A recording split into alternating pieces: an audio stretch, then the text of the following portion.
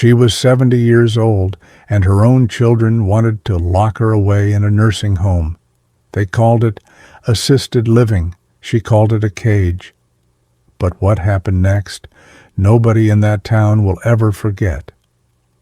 Welcome back to Forgotten Farm Tales, where every story is real, raw, and rooted in the land.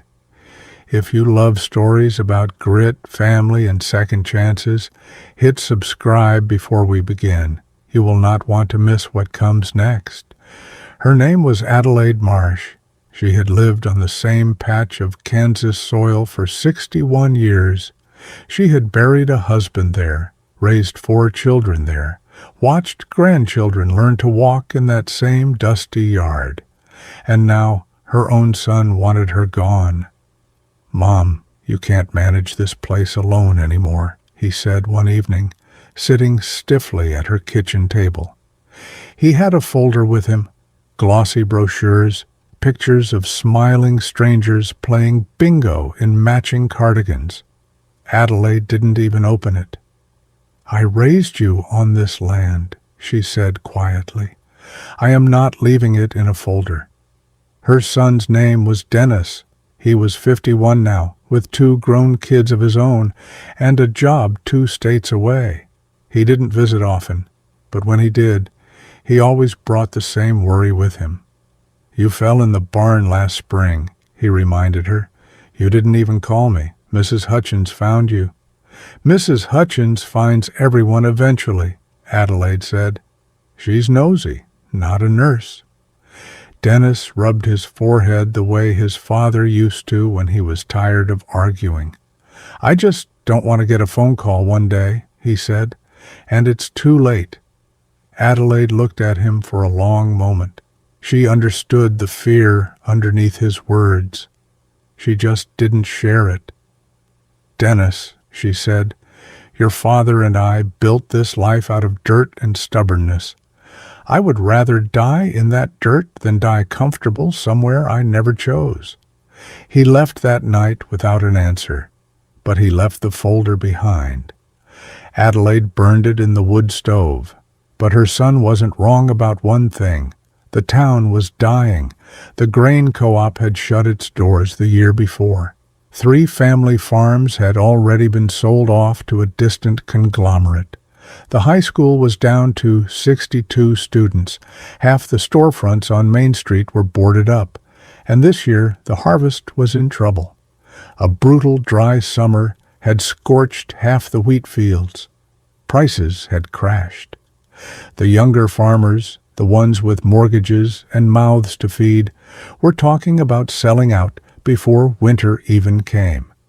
Everyone assumed Adelaide would be one of the first to fold. She was 70. She had arthritis in both hands. She lived alone since her husband passed 5 years earlier. What could an old woman possibly do?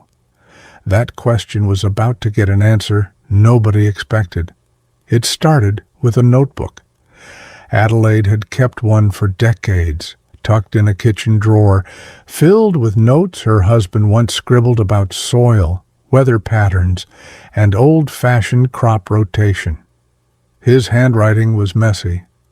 Half the pages were stained with coffee rings. But Adelaide had read them so many times over the years that she barely needed the pages anymore. She could hear his voice in every line. Most farmers in the county had switched to modern methods years ago. Bigger yields, they said, more efficient. But Adelaide remembered something her husband used to say.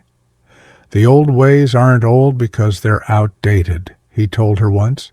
"They're old because they work." While her neighbors panicked over the failing wheat, Adelaide walked her fields at dawn, notebook in hand, studying the ground the way her husband had taught her. She noticed something the others had missed: a stretch of untouched, moisture-rich soil near the old creek bed. Land that had been left fallow for years because everyone assumed it was too rocky to farm. Everyone, except her husband, decades ago, had once said that soil was special. She remembered him standing right there, decades younger, boots covered in mud, telling her that one day that patch of ground would surprise everybody. He never got the chance to prove it. Adelaide decided she would. She had an idea, a wild one, the kind of idea that makes people raise their eyebrows and slowly back away. She wanted to plant a late-season crop of drought-resistant sorghum using an old intercropping method almost nobody in the county remembered anymore. She brought the idea to a town meeting. The room went quiet. Then someone laughed. "With respect, Adelaide," said Frank Dawes, the man who ran the last remaining farm supply store, "you're talking about a technique nobody's used since the 50s. "That's stupid," someone muttered from the back. Adelaide didn't flinch. "Stupid," she repeated calmly. "Funny, that's the same word they used when I said I could run this farm alone after my husband died." The room fell silent again. She wasn't finished. "I've buried a husband. I've raised 4 children through drought, flood, and everything in between. I think I can handle a little laughter." Nobody laughed after that, but nobody offered to help either. They filed out of the meeting hall one by one, murmuring to each other, throwing pitying glances back at the old woman still standing at the front of the room. So Adelaide did what she had always done. She got to work alone. Her hands ached every single morning. Some days she could barely grip the tools, but she kept going, planting seed by seed along that forgotten stretch of creek-bed soil. She woke before sunrise, made a single cup of coffee, and walked out into the cold with a lantern in one hand and a bag of seed in the other. Neighbors driving past on the county road would sometimes slow down just to watch her out there, bent over the rows, working alone in silence. Some shook their heads, some just kept driving. Her son called weakly, still pushing the brochures. "Mom, please, this is exactly the kind of thing we're worried about. You're out there working yourself into the ground." "I'd rather work myself into the ground I love," she told him, "than waste away in a place I don't." He didn't have an answer for that.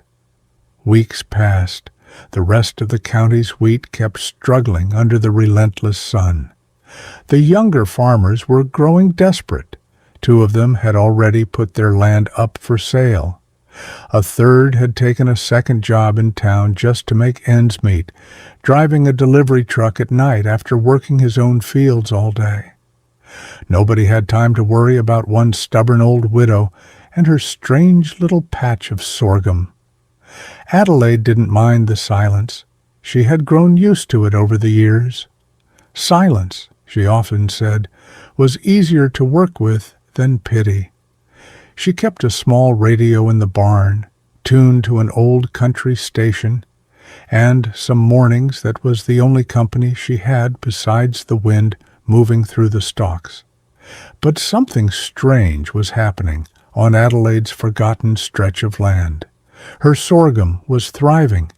The deep roots of the intercropped plants were pulling moisture from underground reserves nobody else had tapped. The old technique, the one everyone called stupid, was working exactly the way her husband once said it would. Word started to spread. At first, people thought she'd gotten lucky. Then Frank Dawes drove out himself to see it with his own eyes. He stood at the edge of her field, hat in hand, staring at rows of healthy green stalks, while his own crops withered a few miles away. He didn't say anything for a long moment. He just stood there, staring at the impossible sight in front of him. "I owe you an apology," he finally said. Adelaide just handed him a shovel. "Apologies don't plant seeds," she said. "Hands do." That single moment changed everything. One by one, desperate farmers began asking Adelaide to teach them her method. The same people who once laughed at her were now driving out to her kitchen table, notebooks of their own in hand. She didn't turn a single one away. She taught them everything her husband had written down. She walked their fields with them, showing them where to dig, where to plant, and when to trust the land instead of fighting it. Some evenings her kitchen table was full of people, twice her strength and half her patience, taking notes like school children, while an old woman explained what she had learned from a man who had been gone 5 years. By late September, something remarkable had happened. While the rest of the region reported one of the worst harvests in a decade, this one small town posted a modest but real surplus, enough to keep the grain elevator running through winter, enough to keep 3 families from losing their farms, enough to give a dying town one more year of life. The local newspaper ran a story with a simple headline: 70-year-old widow saves the harvest. Reporters came from 2 counties over. A local news station even sent a young reporter out to film Adelaide walking her fields, microphone shaking slightly in the wind. But Adelaide didn't care much for headlines.